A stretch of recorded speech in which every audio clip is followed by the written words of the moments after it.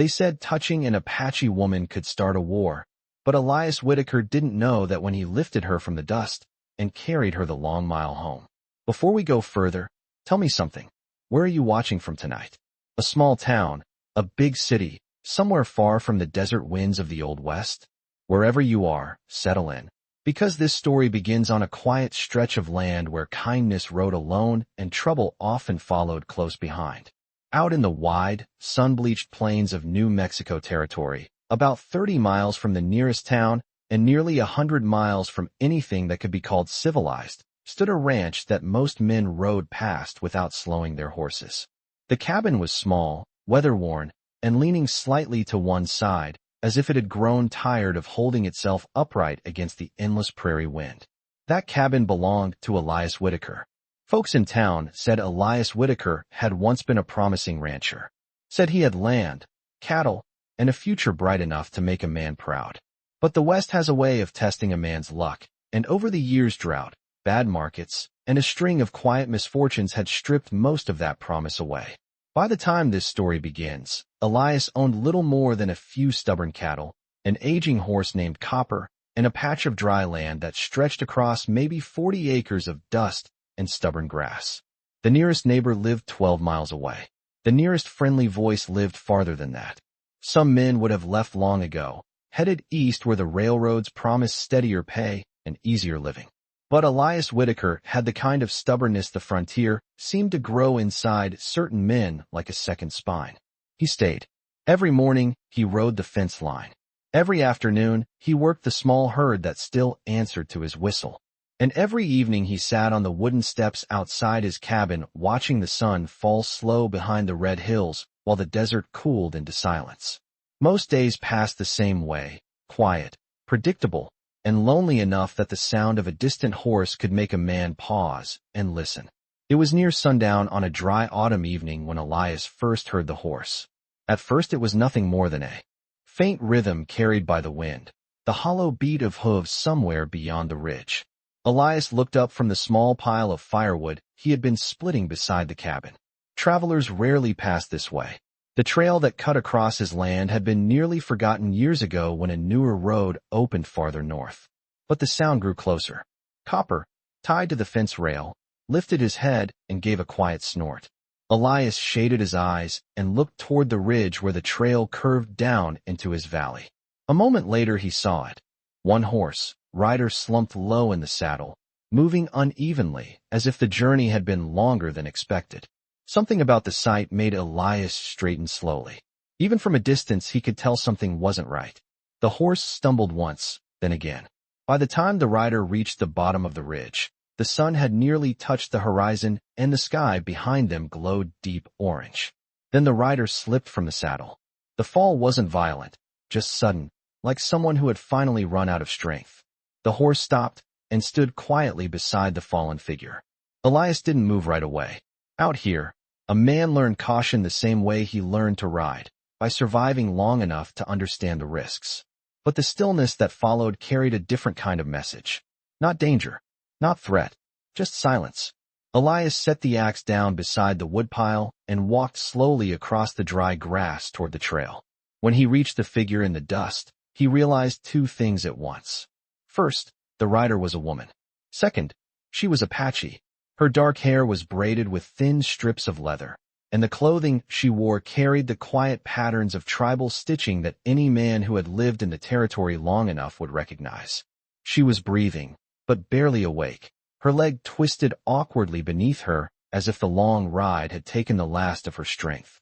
Elias glanced toward the open plains behind her. No riders followed. No dust clouds rose in the distance. Just empty land and fading daylight. For a long moment, he stood there weighing the decision that now rested squarely on his shoulders. Every man on the frontier knew the stories. A misunderstanding between settlers and tribes could ignite trouble faster than dry grass catching a spark, and helping the wrong person at the wrong time could put a rancher squarely in the middle of a conflict he never meant to join. Elias Whitaker looked down at the injured woman, then back toward the quiet line of his cabin against the fading sky. The wind moved softly through the grass. Somewhere far off a coyote called. Then Elias sighed, bent down carefully, and lifted her into his arms. The mile back to his cabin would take time, and by the time the stars rose over the New Mexico desert, a choice made in simple kindness would already be riding toward him from the far edge of the horizon. The walk back to the cabin took longer than Elias Whitaker expected, not because the distance was great, but because the land itself seemed to stretch when a man carried more than his usual burden. The woman was lighter than he had first imagined, yet every careful step across the dry prairie reminded him that night was closing in fast.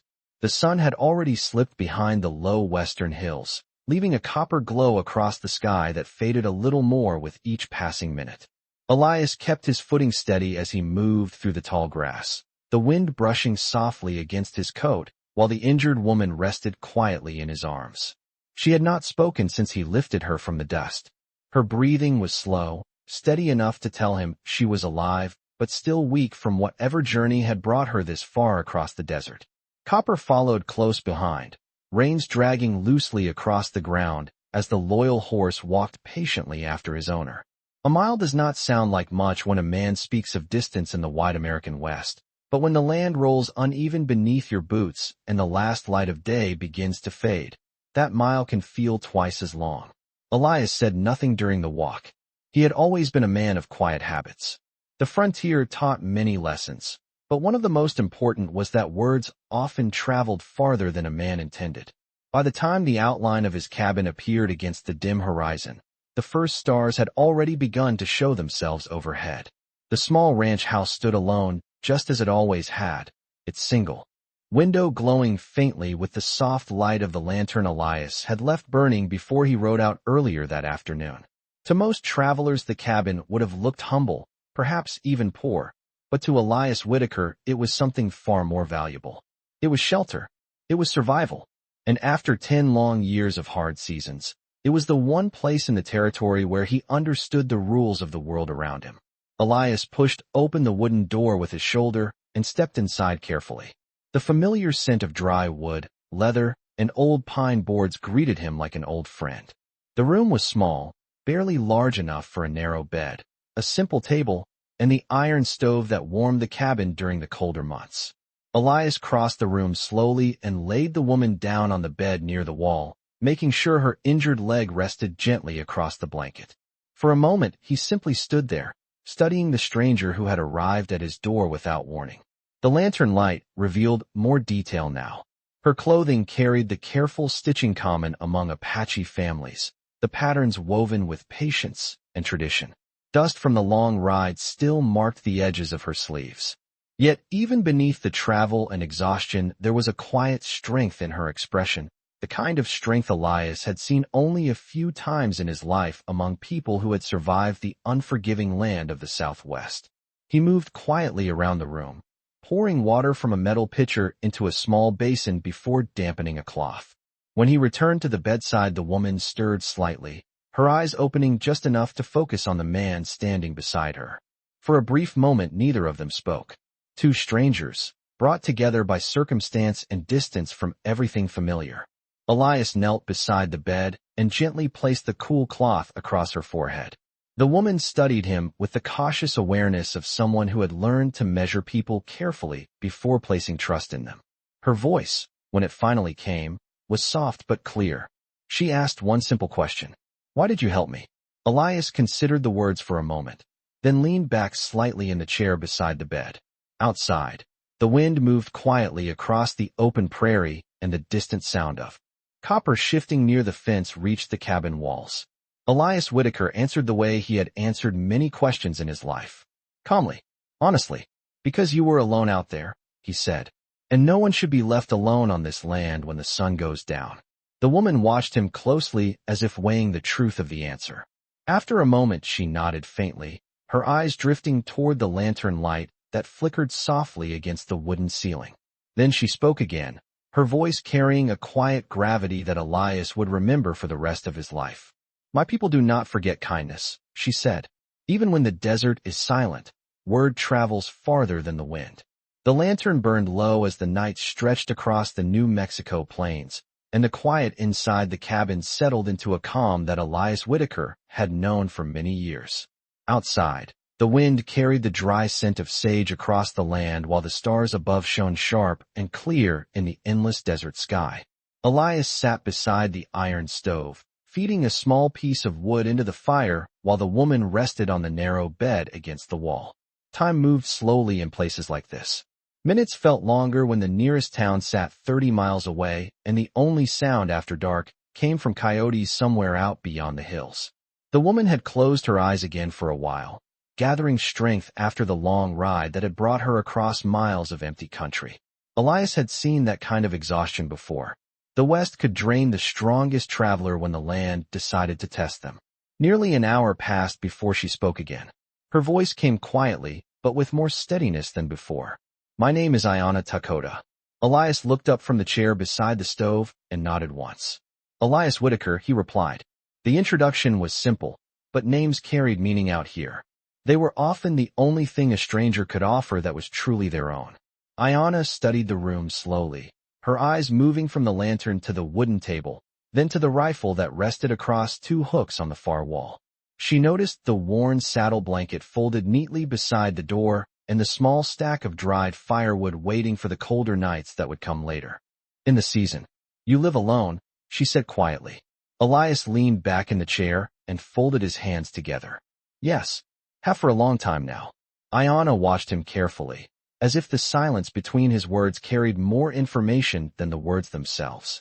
The Apache people had long understood that a person often revealed themselves through the quiet spaces in conversation. Outside, copper shifted near the fence rail, and the faint sound of the horse stamping against the ground drifted through the cabin walls. Ayanna listened for a moment, then spoke again. "That horse trusts you." Elias gave a faint smile. "Took a while to earn that. Horses are honest creatures. They take their time deciding whether a man deserves their trust."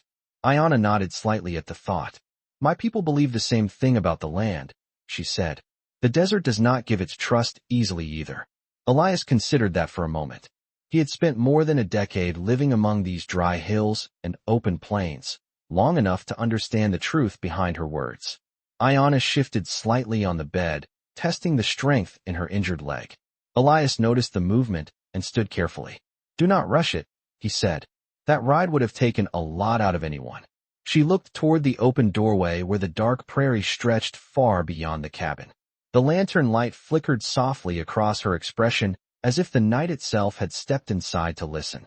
"I was traveling south," she said after a moment. "My family camp is beyond the Red Hills, nearly 20 miles from here." Elias glanced toward the distant ridgeline he knew well. The Red Hills were not easy country to cross, especially after sunset. "You plan to make that ride tonight?" he asked. Ayanna gave a small breath that carried both determination and quiet humor. That was the plan. The desert had other ideas. Elias could not argue with that. Many men had learned the same lesson in different ways. The wind outside shifted direction slightly, carrying a cooler edge that hinted at the long autumn night ahead. Elias walked to the door and closed it gently, then placed another piece of wood into the stove. "You can stay here tonight," he said simply. "In the morning we will see how that leg feels." Ayanna studied him again, her expression thoughtful but no longer guarded. A moment passed before she reached slowly toward the leather cord that rested around her neck. From beneath the collar of her shirt, she drew a small pendant carved from pale turquoise stone. The lantern light caught the surface of the stone and reflected a soft blue glow across the room. "My father gave this to me when I was young," she said quietly. "He told me it would remind me that kindness travels farther than the rider who carries it." Elias watched the stone carefully. It looked old, shaped by patient hands many years ago. Ayanna closed her fingers gently around it before letting the pendant rest again against her chest. "When my people learn what you did tonight," she continued softly, "they will remember it." Elias Whitaker had lived long enough on the frontier to know that words like those often carried more weight than they first appeared to hold.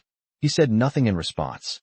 Instead, he simply sat back in the chair beside the stove and listened as the desert night continued its quiet watch beyond the cabin walls. The night passed slowly across the open plains, and sometime before dawn the desert air cooled enough to carry a faint chill through the wooden walls of the cabin. Elias Whitaker had slept lightly in the chair beside the stove, the way a man learns to rest when he has spent many years alone on the frontier.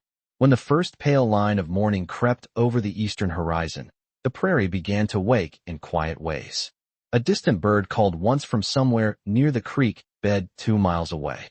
The wind shifted gently through the tall grass, and the sky above the New Mexico desert slowly turned from deep blue to a thin silver glow that stretched across the wide land. Elias opened his eyes and rose quietly, careful not to disturb the woman resting on the bed. Ayanna Takoto was already awake.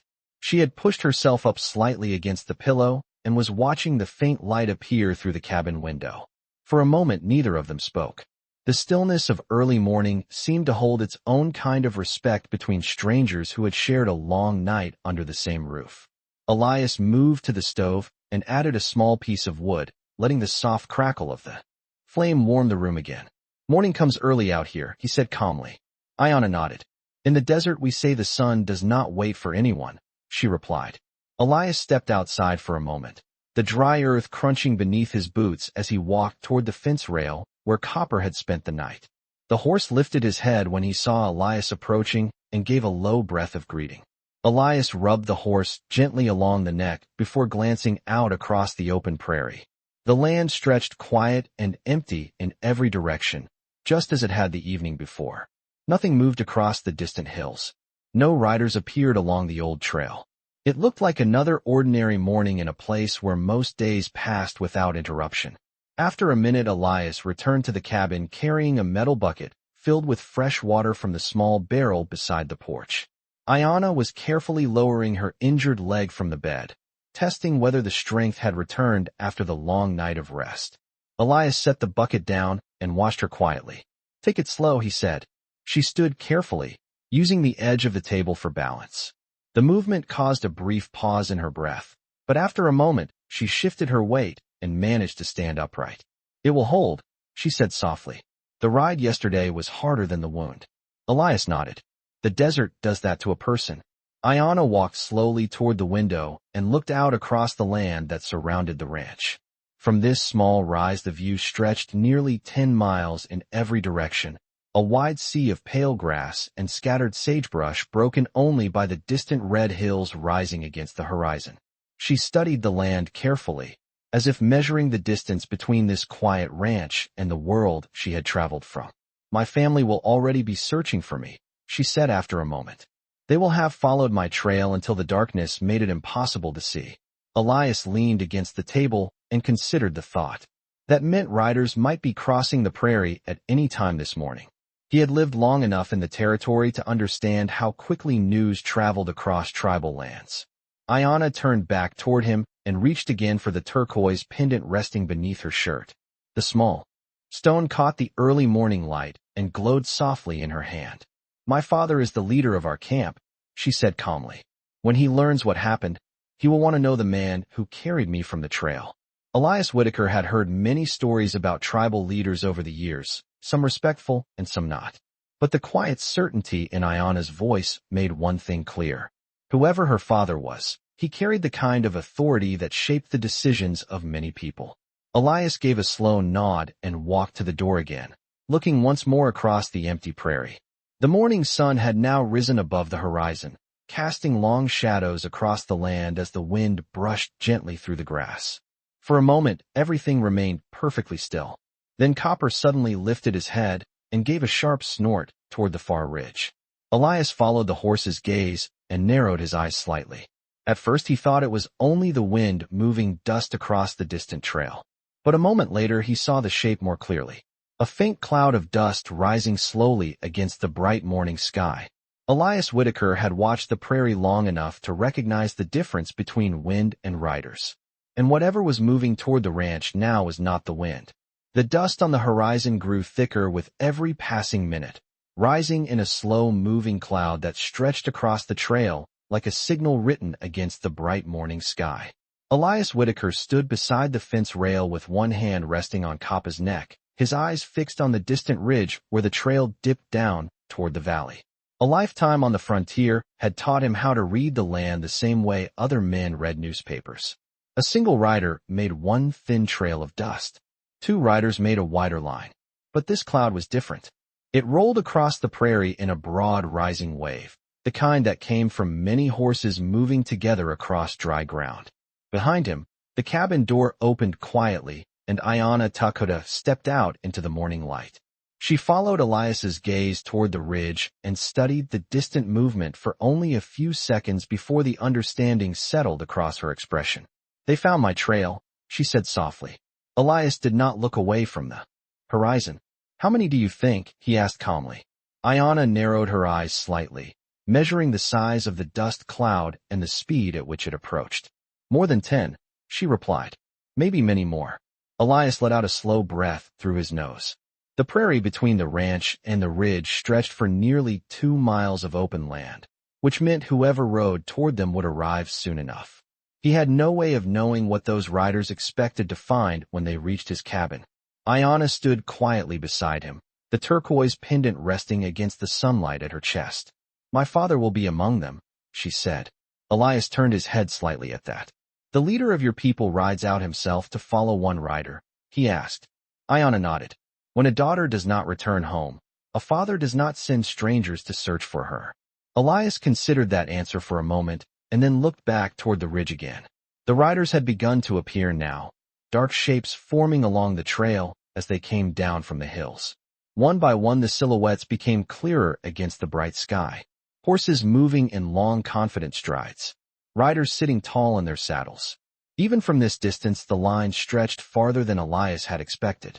Copper shifted uneasily beneath his hand, the horse sensing the growing presence across the valley.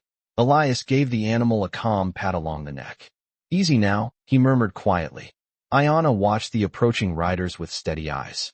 There was no fear in her expression, only a deep awareness of what was about to unfold. The wind brushed across the prairie, carrying the faint rhythm of many hooves rolling through the open land like distant thunder. Elias Whitaker had seen riders approach his land before.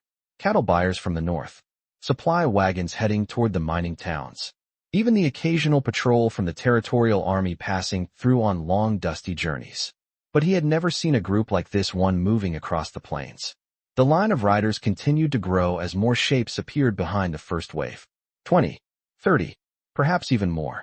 The morning sun glinted softly against pieces of silver and leather as the riders moved closer, their formation spreading naturally across the wide prairie, as if the land itself had guided them toward the ranch. Ayana finally spoke again, her voice carrying quiet certainty. "They are not coming in anger," she said. Elias glanced toward her. "You sound sure of that." "My people know the difference between a trail of danger and a trail of gratitude," she replied. Elias Whitaker had lived long enough on the frontier to know that certainty was a rare thing when many riders approached a lonely ranch house. Still, he trusted the calm in her voice more than he trusted his own uneasy thoughts. The riders were less than a mile away now, their movement steady and organized as they crossed the open ground. Elias stepped forward a few paces and leaned against the wooden fence, standing where they would see him clearly when they arrived. Ayana remained beside him, the pendant catching the sunlight as the wind moved gently through her dark hair. For a moment the prairie seemed to hold its breath. Then the first rider reached the bottom of the ridge and guided his horse toward the ranch. And behind him, stretching across the wide New Mexico Valley, came more riders than Elias Whitaker had ever seen gathered in one place before. The riders continued down the long slope of the ridge, their horses moving in calm, steady strides as the morning sun climbed higher over the New Mexico plains. From where Elias Whitaker stood beside the wooden fence, the shapes of the approaching men became clearer with every passing moment. Feathers moved gently in the wind above dark hair. Silver ornaments reflected the sunlight in brief flashes. Leather reins creaked softly as the horses descended toward the open valley. The sound of hooves, once distant, now rolled across the prairie with a rhythm that filled the quiet land. Elias rested both hands on the fence rail and watched them carefully. Years on the frontier had taught him not to show uncertainty when riders approached his land. Still, he could feel the weight of the moment settling across the ranch like the slow arrival of a summer storm. Beside him, Ayana Takota stood calmly, her posture straight despite the lingering weakness in her leg. The turquoise pendant rested against her chest, glimmering faintly in the sunlight. She watched the riders not as a stranger might, but as someone recognizing familiar faces among the line of approaching horses. After a few minutes, the first riders reached the flat ground below the ridge. They did not rush forward. Instead, they slowed their horses, spreading across the prairie in a wide half circle as they approached the small ranch house. It was a careful movement, one that showed both discipline and respect for the land they crossed. Elias counted silently as they came nearer. 10 riders, then 20, then more still emerging from the ridge behind them. By the time the first group was within 300 yards, Elias understood what he was seeing. This was not a small search party. It was something much larger. Perhaps 50 riders now crossed the prairie, perhaps more still beyond the ridge. The wind carried the low murmur of horses breathing and the soft jingle of saddle gear across the open land. Copper shifted uneasily beside the fence, but Elias kept one hand resting gently on the horse's neck to steady him. "Easy," he murmured again. The riders continued forward until they reached a point about 100 yards from the cabin. Then, almost as if guided by a silent signal, the entire line slowed and stopped. Horses stood quietly beneath their riders. The prairie fell silent again except for the whisper of wind through the tall grass. For a moment no one moved. The scene felt almost unreal, like a painting frozen beneath the bright western sky. Then one rider guided his horse forward from the center of the group. He was older than the others, his posture straight and confident in the saddle. His hair carried threads of silver that moved gently with the wind, and the clothing he wore bore the careful detail of someone whose position among his people carried meaning and authority. Ayanna took a slow step forward when she saw him. "My father," she said quietly. The rider approached alone until he stood roughly 30 yards from the fence where Elias and Ayanna waited. His horse stopped with calm patience, the animal lowering its head slightly as if it understood the importance of the moment. The man studied the rancher for several long seconds, his eyes thoughtful and measured. Then his gaze moved to Ayanna standing beside Elias. The expression on his face changed immediately. Relief appeared there first, followed by something deeper and more solemn. Ayanna walked slowly across the short stretch of grass toward him. Her injured leg moved carefully, but with determination. When she reached the rider, she placed one hand gently against the horse's neck and looked up toward her father. They spoke quietly in their own language for several moments, their voices low and steady beneath the open sky. Elias could not understand the words, but he could see the meaning behind them. The father listened carefully while his daughter spoke. When she finished, the older man turned his horse slowly and looked back toward the rancher standing by the fence. For a brief moment the two men regarded one another across the prairie. Then the rider did something Elias Whitaker had never expected to see. The leader of the riders dismounted from his horse and began walking toward him. The older man crossed the open grass slowly, leaving his horse standing behind him while the long line of riders remained still across the prairie. Elias Whitaker did not move from the fence where he stood. Out here a man learned that sudden gestures could speak louder than words, and sometimes silence was the most respectful language two strangers could share. The wind moved gently through the tall grass between them as the distance closed step by step. When the man reached the fence, he stopped a few feet away and studied Elias carefully. His face carried the lines of someone who had spent many years beneath the desert sun, and his eyes held the calm steadiness of a man used to leading others across difficult land. For a long moment, neither of them spoke. Then Ayanna Takoto walked forward and joined them beside the fence. She placed a hand lightly on her father's arm and spoke again in the quiet language Elias could not understand. The older man listened without interrupting. His gaze shifted once toward the small cabin, then toward the horse standing by the rail, and finally back to the rancher in front of him. When Ayanna finished speaking, the man nodded slowly and stepped closer to the fence. His voice, when he spoke, was calm and measured.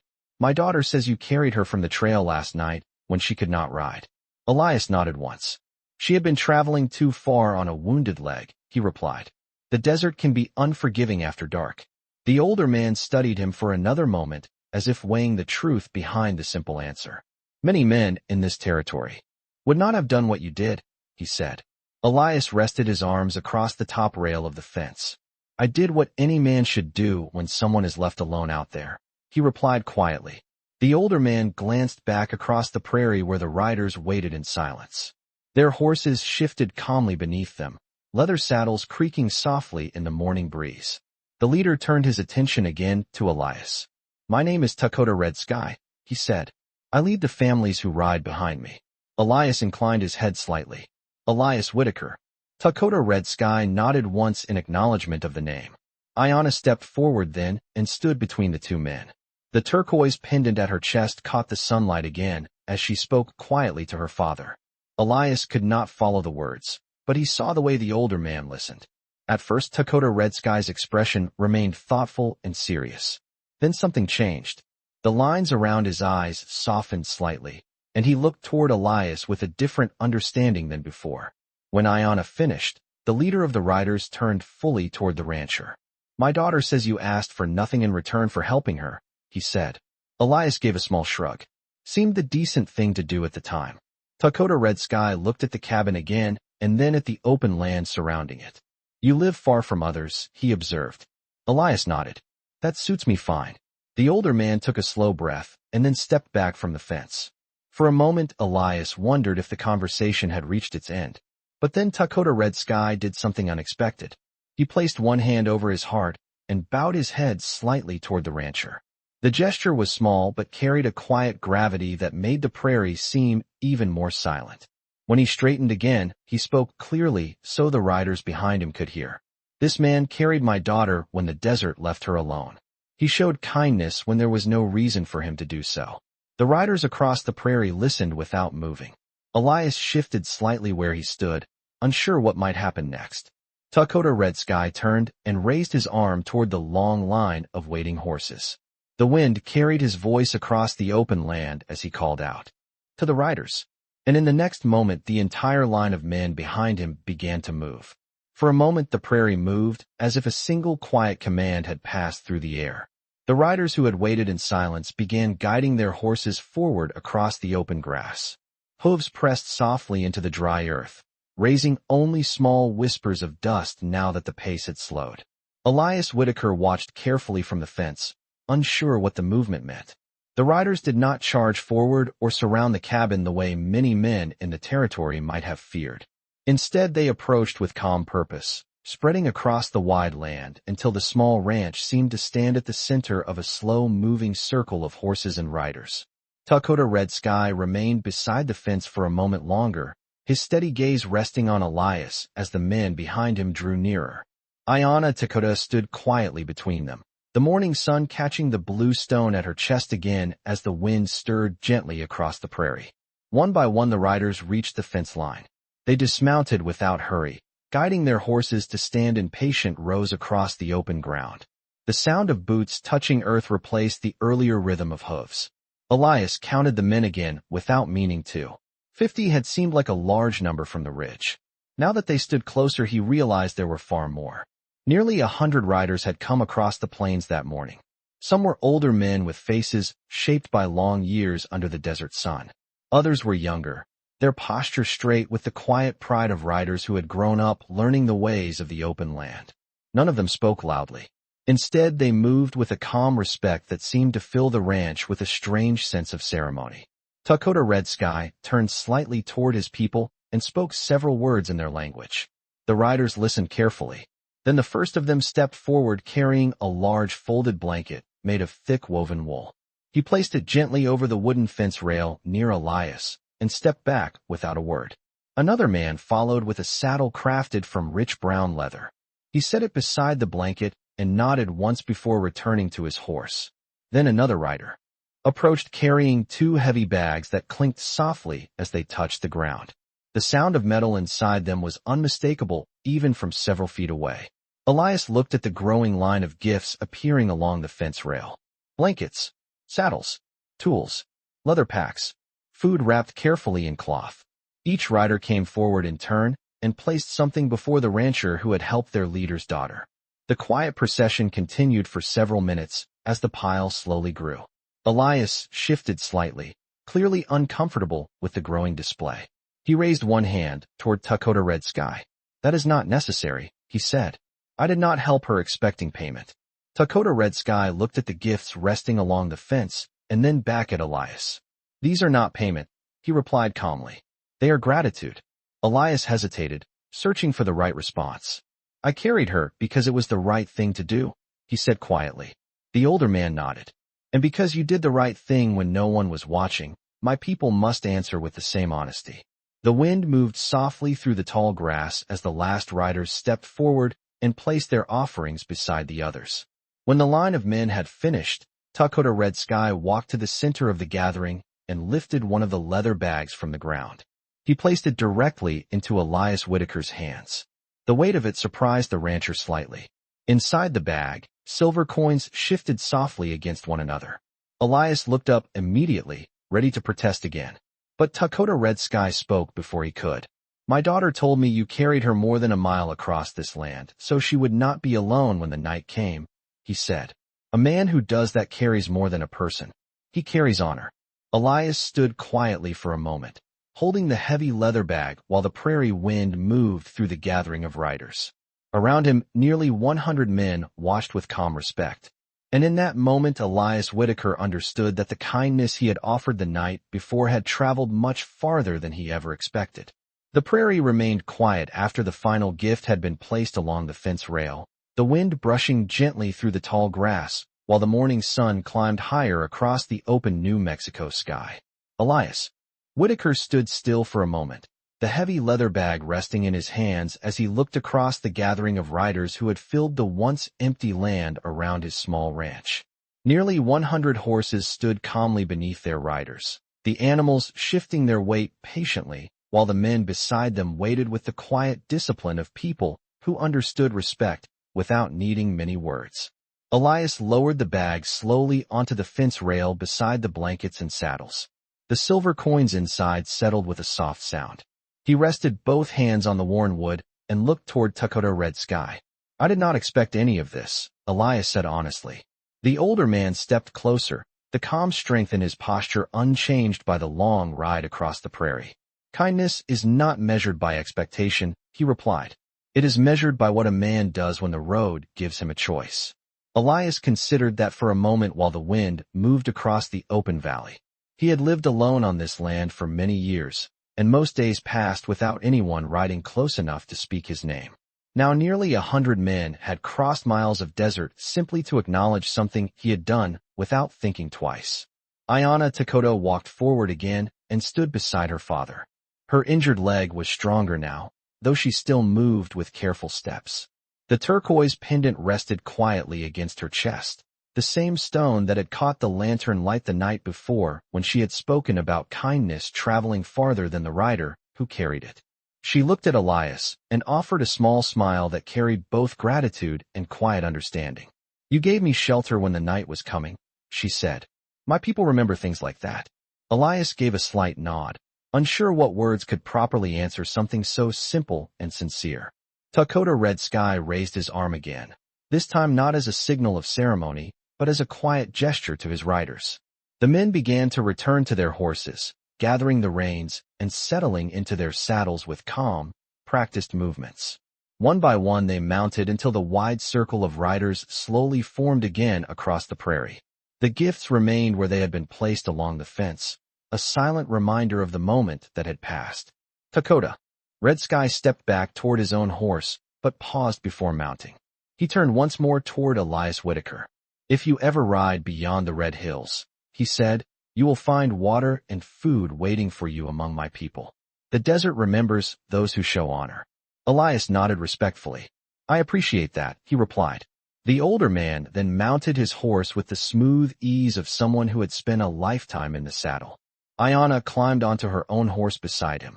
Before turning away, she looked once more toward the small ranch house, as if committing the place to memory. Then Dakota Red Sky guided his horse forward, and the riders followed. The long line of horses moved across the prairie the same way they had arrived, steady and quiet beneath the wide western sky. Within minutes the riders were crossing the ridge again, their shapes growing smaller against the bright horizon until only the fading cloud of dust remained. Elias Whitaker stood beside the fence long after they had disappeared. The prairie slowly returned to the same peaceful silence it had known the day before. Copper shifted beside him and lowered his head toward the grass. Elias looked at the blankets, the saddles, and the leather bag resting along the fence rail. Then he gazed out across the endless land stretching toward the red hills in the distance. Out here a man could spend years believing the desert was empty. But sometimes, when the right choice was made at the right moment, the quiet land revealed something different. Sometimes it showed that a single act of kindness could travel farther across the frontier than any rider ever could.